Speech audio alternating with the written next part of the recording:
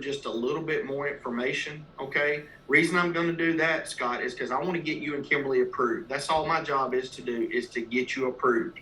Once I feel like you can be approved for this, all right, then I'm going to show you the options, okay? And after I show you the options, Scott, it's just got to make financial sense, right? Let me stop right there. Yep. So just look at Nick's posture.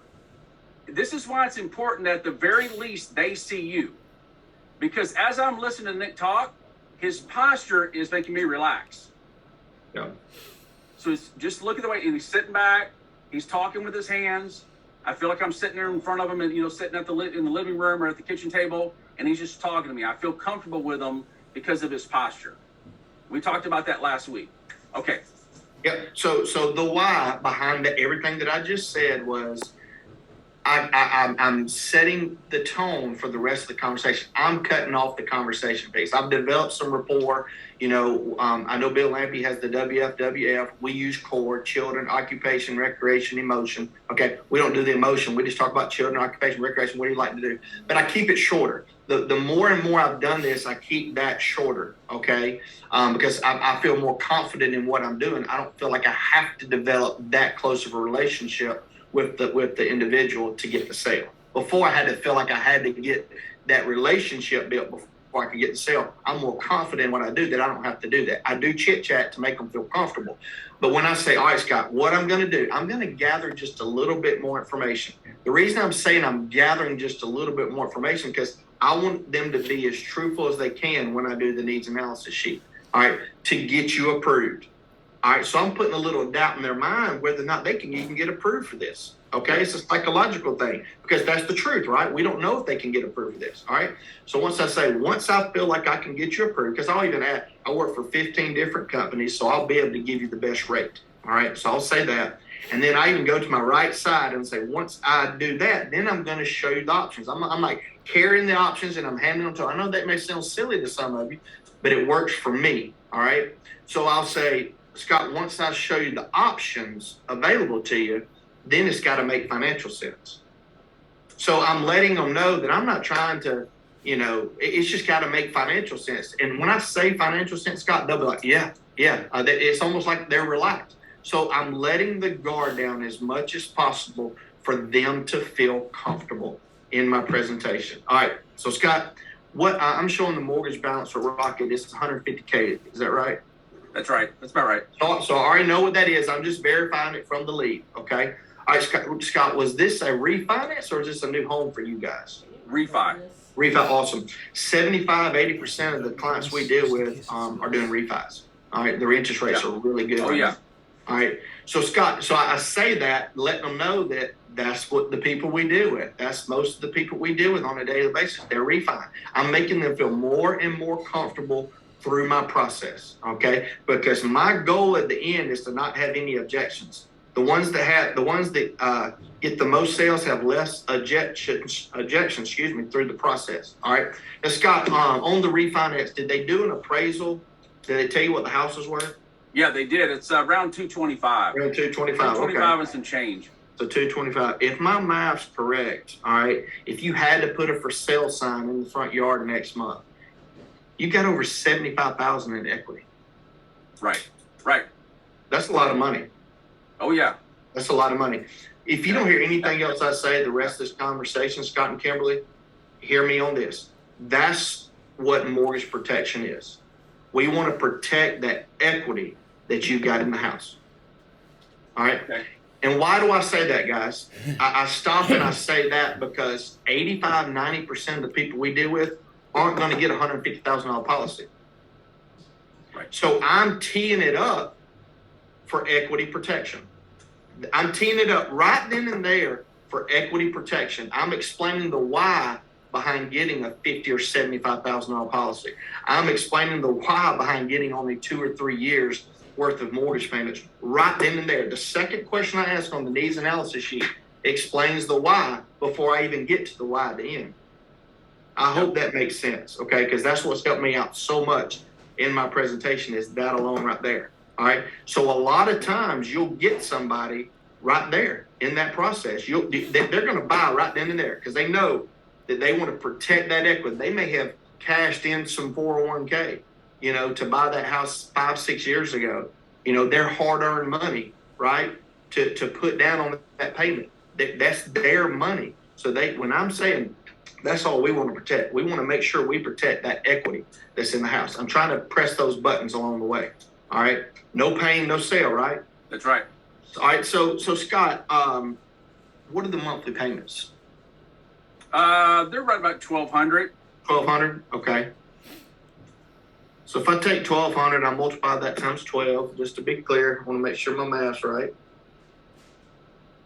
I take 1,200 and I multiply that times 12. It costs around $14,400 a year to make the house payment. Sound about right? Yeah, that's about right. Okay, good deal. Now, Nick, you always get your calculator out regardless. Even if they go, it's $1,000 a month, and it's $12,000 a year. Every time. I don't want to be casual with it. I want to know for sure what exactly it costs a year to make that house payment. Now, here's the why behind that. Okay, because again, I'm setting it up for a year, 18 months, 2 years worth of mortgage payments. I don't change up my process depending on who it is. You guys are younger, so more than likely I'm going to be able to write you a $7,500 plus $1,000 policy. Okay. But if you're 70, 73, 74, and you're going to sell and get that equity out of the house, I want to know it's $14,400 because that's going to be a year's worth of mortgage payments. All right.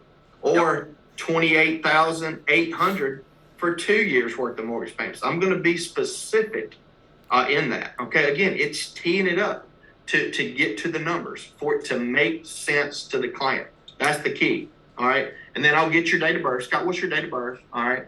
And you do that for so many reasons because, Forrester's goes age nearest birthday. You don't want to screw up right there and mess up on the date of birth. Verify their date of birth. Verify their age on both of them. So I'll get your date of birth. Scott, what's your date of birth? 1/20/68. 1/20/68. Okay. I got you just turned 53 this past year. Yeah. Happy belated birthday. Thank you, man. Yeah, and I'll do stuff like that, guys. All right, just to make it a little bit more casual along the process. All right. Now, what about Kimberly? What's her date of birth? 4/20/72. 4/20. She got one coming up. Yeah, it's coming up. She reminds me of that too. Yeah. Scott and Kimberly, I know you both still work. Do y'all have any life insurance on your job? Yes. You do? Okay. What do you have? I think it's 2 times my salary. Okay. So at least 6 plus figures, right? Yes. Okay. Kimberly, do you have any on your job? Does she have any on her job? She's got like 50,000. 50,000? Okay. All right, guys, hear me out on this, okay? And I tell all my clients this. Get as much of it as you can on your job. Every time the human resource manager comes around, they come around about once a year, through their benefits. Matter of fact, my brother-in-law does that for a living. Get as much of it as you can.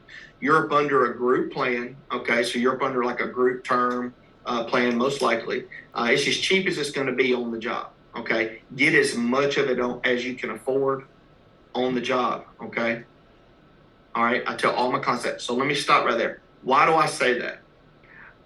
Number one, it's the truth. I'm encouraging them to get as much as they can on the job. All right. Secondly, I'm overcoming an objection. I'm overcoming an objection so that we don't get to the prices. Well, I've got this on the job. We're good. Right. So I'm overcoming an objection. So what I'm going to say next is overcoming that objection. Now, Scott and Kimberly, get as much of it as you can, but make no mistake about it.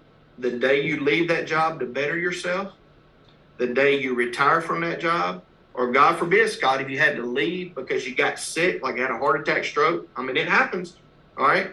The day you leave from that job, guess what's going to happen to that coverage? Yeah, I think we lose it. It's gone. It is completely gone. So it's so critical to have something outside of your job. Now, do you have anything you're paying on outside your job? Yes, a little small policy. Okay, what do you think? When you say small, 20, 25,000 or? I think it's 30,000. 30,000. Okay, you use that for like burial. Okay. Yep, exactly. Same thing on Kimberly. Yes. Okay, good.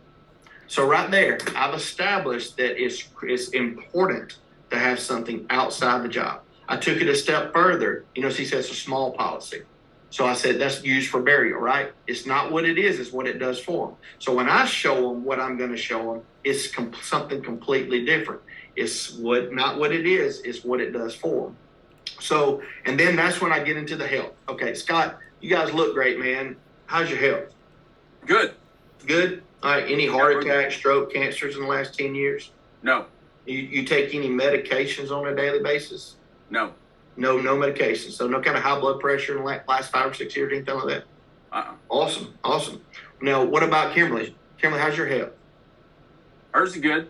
She good? She takes the same thing, any kind of heart attack, stroke, cancer, anything like that? She takes a little something, I'm not sure what it's called. What's it for? It's something she takes as a female every month. Gotcha. Okay. But nothing as far as an ailment or anything like that, right? No. Okay. All right. Either one of you smoke, chew tobacco or anything like that? No. Okay. So guys, that's how casual I am with the health questions, because it's a broad health question. I'm not going do. I'm not dialing it down. I'm not spending a lot of time on that. The medications tell the tale. That's what I've always been taught in this business. The medications, you get to the medications, it tells the tale of what kind of ailments they have. So Scott takes none. She takes probably something for hormones on a monthly basis, a weekly basis, daily basis. But I'm very casual with that. When I do the actual application, then I'll dive down deeper into the questions along the way. All right. Well, Scott, good news. All right. You and Kimberly, y'all both qualify for our top tier plan. And what I mean by that is you get the best rate with all of our companies. So what I'm going to do now is I'm about to shop and see what companies give you the best rate. And guys, that's it. That's it as far as the needs analysis. That's where I stop. I personally don't get into income right then and there, okay? I just don't. I know it works for a lot of people. I don't dive into the income too much, okay? Because I know that they've got work insurance. That's the thing. They got work insurance, okay? And then he's got a little bit for burial. But here's the thing that I do, all right, before I even stop and do the quotes. Here's what I do, all right? Now, Scott, Kimberly, I'm going to ask you this both separately, okay? Scott, I'm going to ask you this first. If something were to happen to Kimberly next month, are you staying in this house or are you selling it? I'd like to try to stay in it. You'd like to try to stay in it, okay? Kimberly, what about you? It's the same thing. If something happened to Scott next month, are you going to stay in this house or are you going to sell it?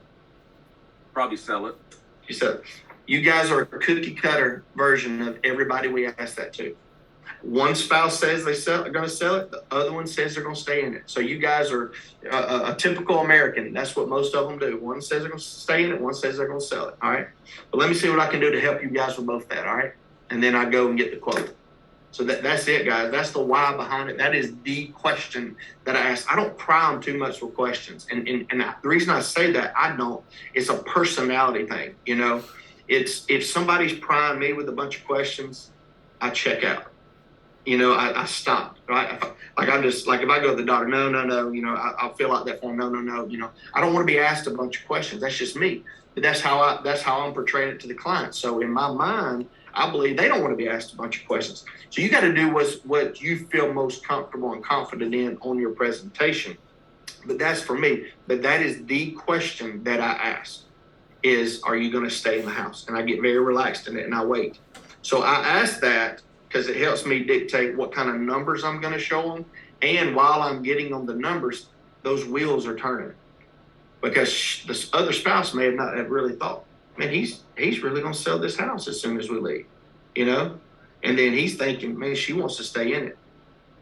I got to get some more coverage on myself to make sure she can stay in it, you know? So there's a why, there's a strategic behind everything. We could get into so much more detail along the way of the why behind everything, because that's how the play plays out. If everybody does their job on the play should work nine times out of 10. That's why I do it every single time the same way. It don't always work. You're only going, you know, me and Tyler Bosher and Taylor were talking about this the other day. You're only going to write 50% of the ones you sit on, you know, but I do it the same way every single time because I want my process to be refined. I want my basic movements to be the same every time, right? And I'm more confident every time I do the same thing because once you do something over and over and over again, you get more confident, you get more experience with it. So, Nick, let's take a couple of these questions. So, how about on this one? How about if it's a brand new house and they don't have any equity yet? All right, brand new house. So I get to that. So Scott, let's role play that. So 150,000. All right. Was this a refi or just a brand new house? A new house. Awesome. Congratulations. Yeah, thanks, man. How long y'all been in it? About a little over a month now. A little over a month now? About 6 weeks. Was it something you guys were looking for, or did it just kind of happen? Yeah, it's something we've been looking for a while in the area. Okay. The inventory is just tough right now, so it took a little while. Okay. Now, is it worth more? I know when you bought it, they did an appraisal. Is it worth a little more than what you owe on it? Not that I know of. It's about the same? Okay, yeah. all right. So you'll develop equity along the way, okay? So the more you pay down on it, the market's crazy right now, all right? So you're going to develop equity as time goes on, okay? And what that equity means is whatever you owe on it, whatever you sell it for, the difference, you get to pocket the money, okay? So good stuff, all right? What's your monthly payments? So I just kind of breeze through it. I don't really hone in and stop on it that much because there's not any equity in it. And a lot of new first-time home buyers, they know that. They know that, and most likely they didn't put any cash down, So I just kind of go right through it. Okay, how about this one? Let me see here. What do you say if they get to the end and they said, "Hey, this is just too expensive. We could just save the money." Bill Lampy, how many times have you heard that one? Oh, we could just save it. Well, you've been doing a hell of a job doing that so far, huh? Yeah. I mean, what would you say? I'll do this. Okay, let's think about what you just said. All right. So this is a $125,000 policy. It's $130 a month.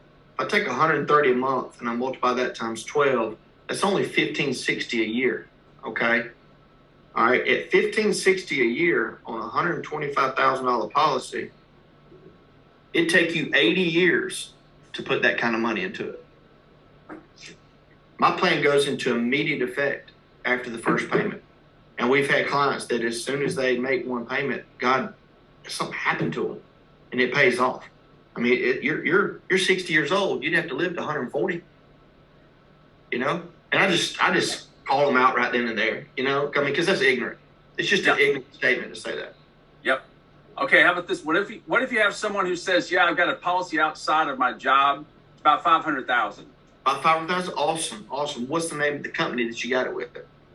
Mutual of Omaha. Mutual Omaha. All right. What do you pay on a monthly basis on that? It's about $230. $230. Okay. So you got a big term policy. Did you have to do a physical when you took it?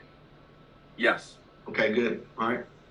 And I'll still once I know that, I'll still go through my process. And knowing that they have something like that, if I can't touch it, because in the back of your mind whether or not you can touch it from a price standpoint, I'll just really hone in on the living benefits. So in the back of my mind, knowing before I present those numbers, which I do it every time, same process, before I show the numbers, I talk about what the policy is, 20-year level term, everything stays the same for 20 years, okay? The monthly premium stays the same for 20 years. The death benefit stays the same for 20 years, okay? And at the end of the term, before you turn 65, we'll just convert it over to a permanent policy. That way you get it now while you're healthy. That way you don't have to worry a lot. Because I used to be against term policies. I was a whole life guy. And what I would do is with my clients, if they were in a term policy, I would replace it. I would tell them that was trash. They needed to get out of it. But my mindset has changed, guys, because of this. The plans that my company offers now, you can convert them at the age of 65, meaning you don't have to let it run out on you at a certain age, like the AARPs of the world that you get through the mail. Those are termed to age 80, all right? And you can't convert that once you hit 80, right? These policies are convertible at age 65, and you don't have to show any proof of insurability. So if you get sick or something along the process, you can always convert it. But the key is getting it now while you're healthy, okay? Because on a term policy, you get so much more coverage for your money. All right. And the thing is most impressive is the living benefits. They just introduced these plans about 5 or 6 years ago, meaning it's not just a death benefit policy. When you think of life insurance, okay, you think of a death benefit, right? That's what everybody does. $100,000 policy, you pass away, your spouse gets $100,000, right? But this policy, Scott and Kimberly, has living benefits.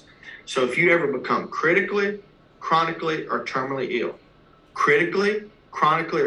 ill, heart attack, stroke, cancer, okay, and you don't pass away from any of those, you can file a claim on your death benefit policy and get up to 95% of the death benefit. What that means, Scott, is this: if you got a $100,000 policy, you have a stroke while you're at work and can't work anymore, you can file a claim on this policy. So let's just use $100,000 for even number's sake. You can file a claim on this $100,000 policy and get a check for $95,000 while you're still living. That's what mortgage protection does. That's what these plans do. It protects you from losing your home if you get sick and can't work. So I'll really hone in on the mortgage protection deal. Carlos Barstarda talks about that all the time. He's had people that have had these big policies, but they get these mortgage protection policies because he enhances the why behind the living benefits on these policies that we offer. Okay, good stuff.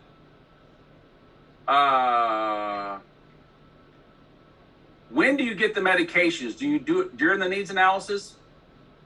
Yeah, so as I stated earlier, when I ask about their health, I'll find out what he's taking. Scott, in that situation, didn't take anything, okay? Kimberly, since we're role playing, I would have dove it a little bit further just to make sure exactly what she took, and I would have wrote it down, okay? So it's a broad, last 10 years, any kind of heart attack, stroke, cancer, diabetes, anything like that. What kind of medications do you take? Again, medications tell the tale. And then when I do the applications, and then if Scott was taking amlodipine for his blood pressure, I would make sure that Scott has that amlodipine out. I would make sure the dosage, when he was diagnosed with high blood pressure, all that in the application, okay? How about this, Nick? What if, let's talk about the scenario you had for me originally. So I wanted to try to stay in the house if I could. Kimberly did not. What option would you run for me?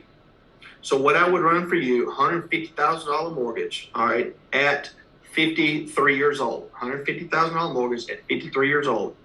I would show 100, a 125, and a full mortgage protection payoff at 150. 100, a 125, a 150, okay? For Kimberly, I would have started out at a 50, So Kimberly wants to stay in the house? Doesn't. Okay. Doesn't. All right. So what I would do is this. On Kimberly, I would do 100, a 125, and a 150 because Scott wants to stay in the house. All right. For Scott, I would do a 50, a 75, and 100. Again, because he's 50, it's going to be cheaper. 50, 75, 100. I'd work my way up. And the reason I always work my way up is you don't want to ever blow them out. And what I mean by that is I had a couple last week that their full payoff was 128. Okay. 218. It was 218. I showed 100, a 125, and a 150. They took the bottom one. They took the 100. Okay. If I would have showed them 218 first and worked my way down, when I showed them that 260 a month, that their mind would have been blown. Okay. Think about something, guys. Most of these people just refinance, so they're saving a little money. They feel a little confident. They've saved some money, or they got a new home and it's a new payment. A lot of them hadn't even made their first payment. Okay. So they're thinking, I got to make my first payment coming up. You don't want to blow them out initially from a financial aspect when you show them a $200-something a month payment. You want to get them something they feel comfortable with. So that's why I work my way up. Because if I work my way from bottom up, I can always go back down. If I start out high and I blow them out, man, it's like they get knocked in the head. You're blurry. They're blurry the rest of the time. Oh gosh, that's expensive. Because in their mind, they're thinking full mortgage protection payoff.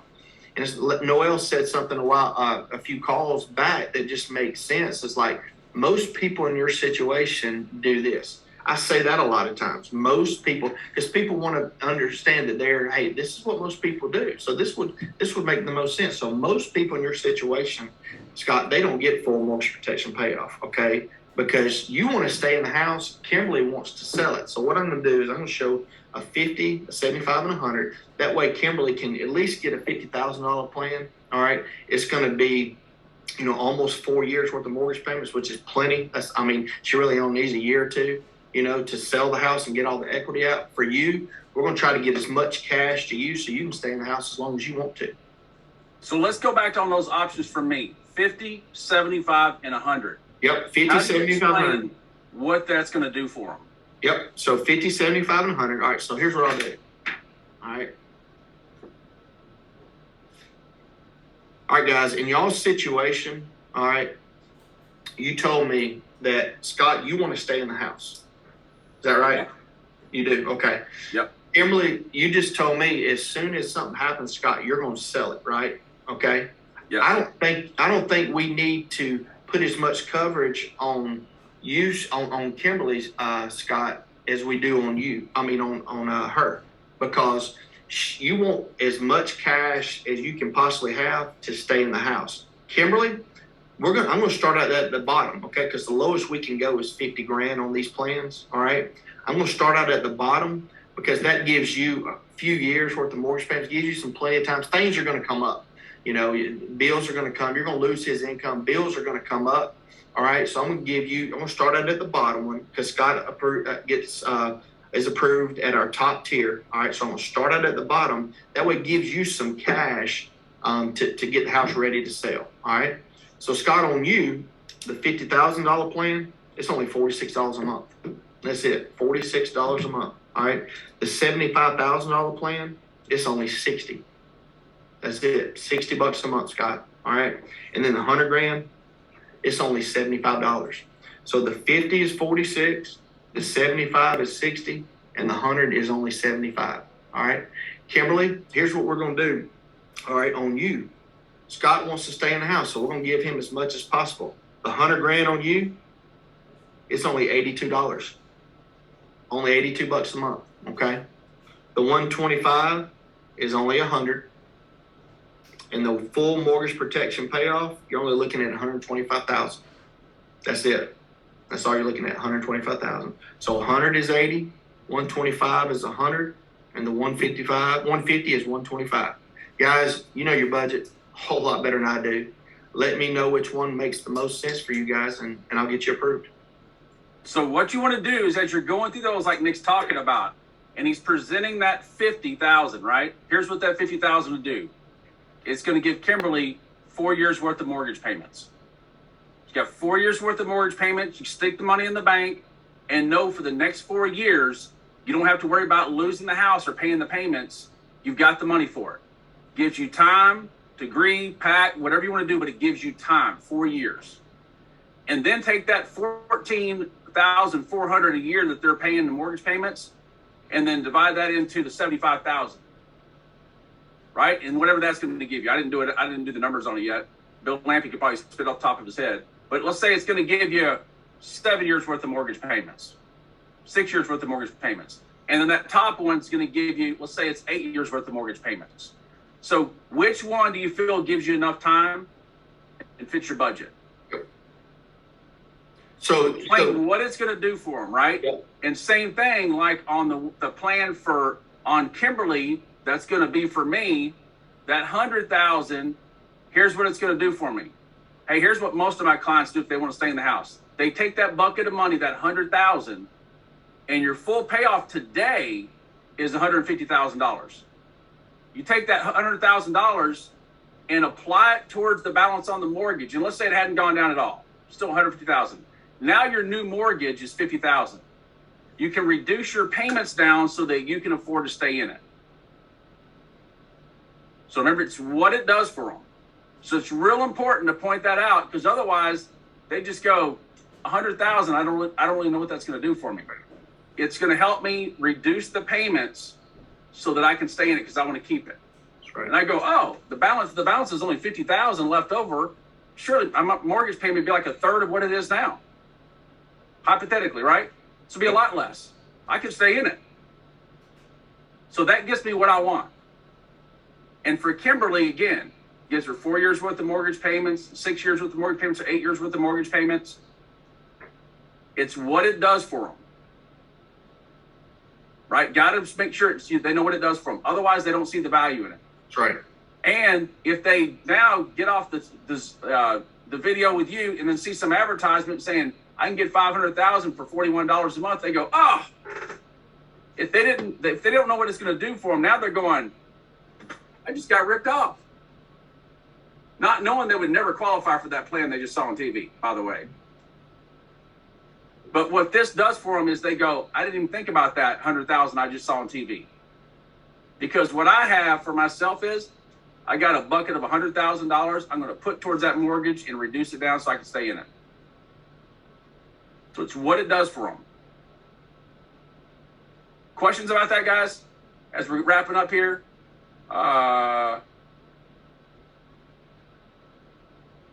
Would you quote full payoff? We just went through that. Okay, if we didn't hit all of your questions,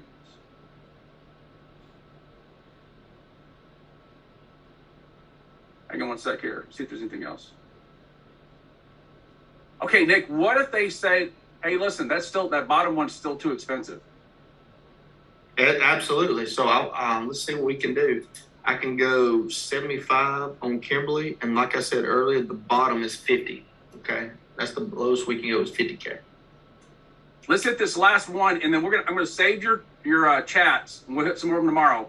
So if the husband wants to stay, wife wants to sell, but the husband is too old or sick to get enough coverage to stay, how do you pivot on the critical time period for the husband?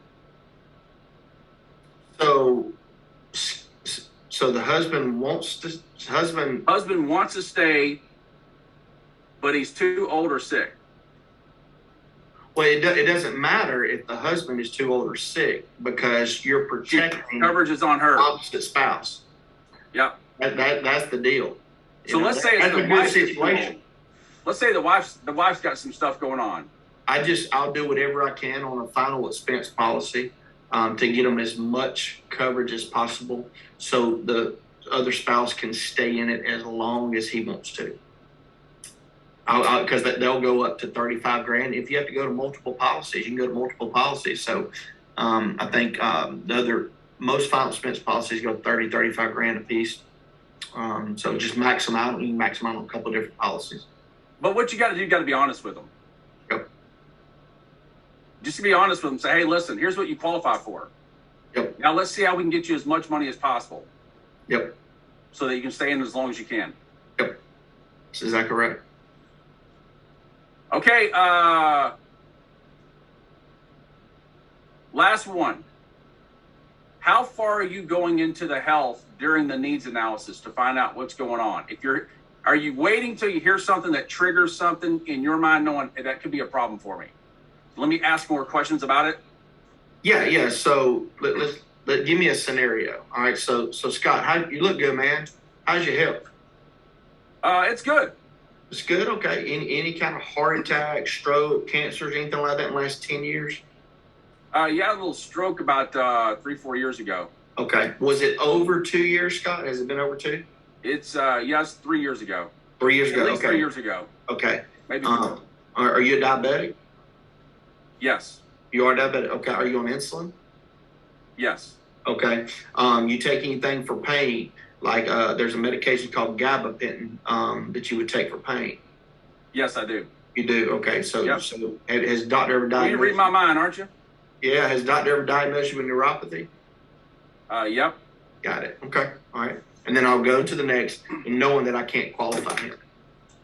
So it's a tier down. Again, I'm experienced, so it's a tier down question that I'll do. So to answer your question, yes, I'll break it down a little bit more based on experience. All right. So very vague, last 10 years. All right. No, I just take a little blood pressure medication. Okay, awesome. You're in good shape, man, because Scott's 53 years old. So I'm very casual with that. Again, I'll get into more medications on the application. Okay. So, but if he says, he had a stroke 3 years ago, what was my next question? 2 years. Has it been over 2 years? Why do I say has it been over 2 years? Because I know the app only goes back 2 years for stroke on a final expense policy.